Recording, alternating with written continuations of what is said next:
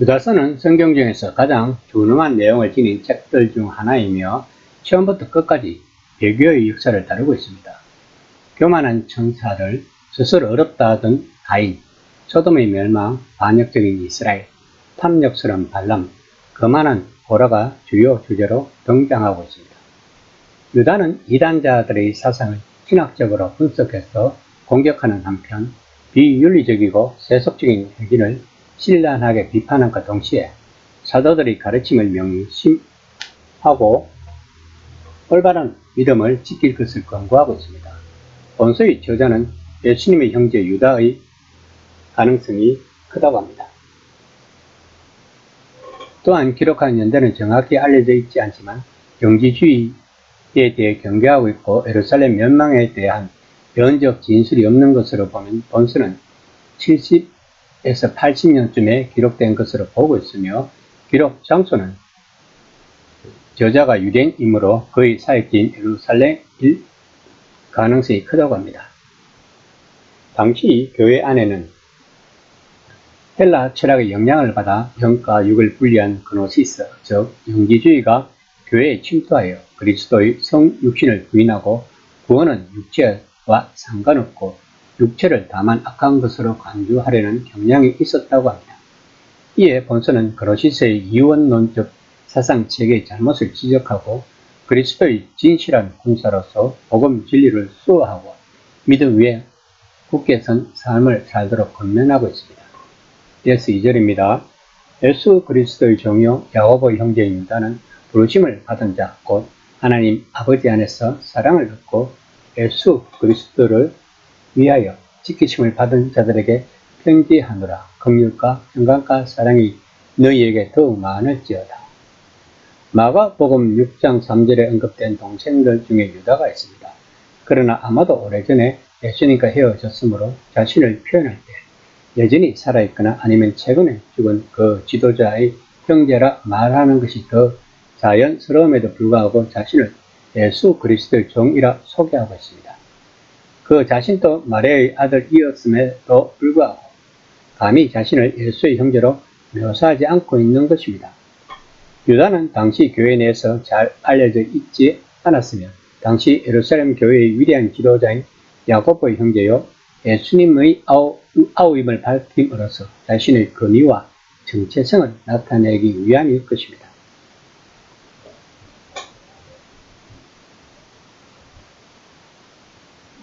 유다는 본문을 통해 자신의 수신자들의 특징을 말하고 있습니다. 먼저 부르심을 받은 자들이며 두 번째로 하나님 아버지 안에서 사랑을 얻은 자들이며 세 번째로 예수 그리스도를 위하여 지키심을 받은 자들이라고 밝히고 있습니다. 3절입니다. 사랑하는 자들아 우리가 일반으로 받은 구원에 관하여 내가 너희에게 편지하려는 생각이 간절하던 차에 성도에게 단번에 주신 믿음의 도를 위하여 힘써 싸우라는 편지로 너희를 권하여야 할 필요를 느꼈노니 유다는 지금 교회 안에서 뭔가 다른 복음이 있다는 것을 감지한 것 같습니다. 그것은 메시아 예수 안에서 하나님이 우리를 구원하신 것, 모든 그리스도인 교사들이 성취하고 싶어하는 위대한 구원의 복음과 기본적으로 전혀 다른 메시지를 가르치는 사람들이 교회의 침투에 들어왔다는 것입니다.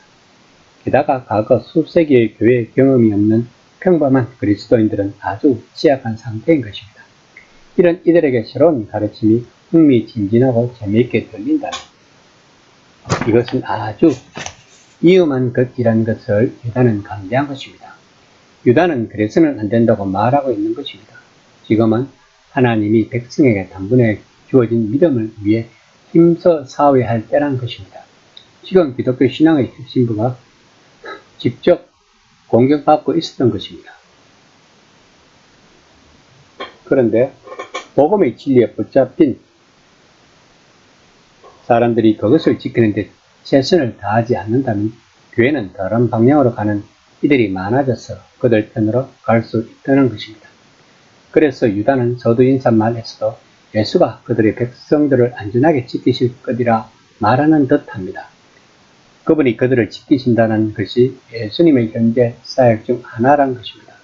바울 또한 로마서 8장 34절에서 그분은 아버지 앞에서 자기 백성을 위해 간구하고 계시라고 말한 바 있습니다. 그러나 언제나 그러듯 하나님이 즐겨 사용하시는 방식은 그분의 일을 진척시키도록 사람들을 부르시고 준비하셔서 그들을 통해 하시는 것입니다. 또 예수님이 그 백성을 지키는 방식은 특히 기도하는 인정받은 교사들이 그들을 격려하고 그들에게 경고하고 그들을 위해 더 큰 그림을 그려서 그 백성이 자신들에게 일어나는 혼란스러운 일들을 그 그림 안에서 이해할 수 있도록 하는 것입니다. 유다가 지금 하고 있는 것이 바로 그런 일인 것입니다. 4절입니다. 이는 가만히 들어온 사람 몇이 있으리라.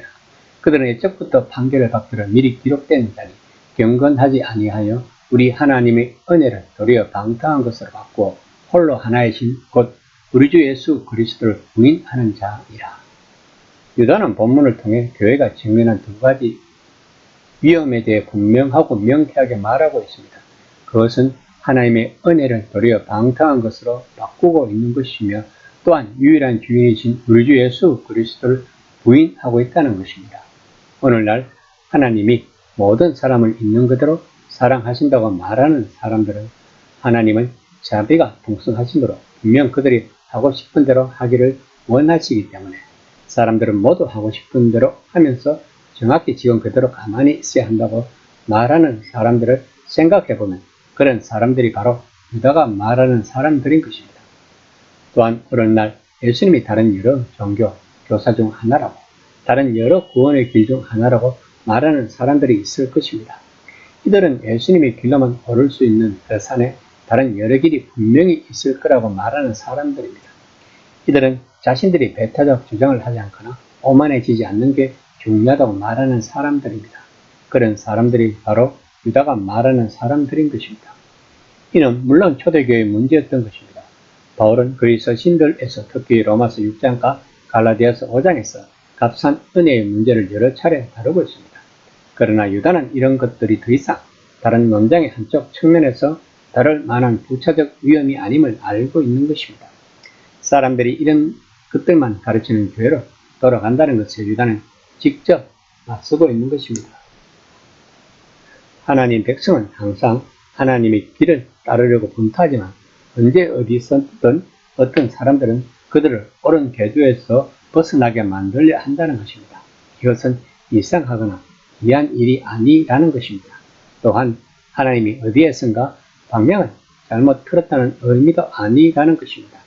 단지 하나님의 백성이 일상해야 하는 전형적 분투를 경험하고 있을 뿐인 것입니다. 그래서 하나님 나라 백성들이 앞을 볼 수 없는 한계를 지나 안전한 길로 나아갈 방법을 가르쳐 줄 수 있는 지도 같은 역할을 유다가 하고자 하는 것입니다.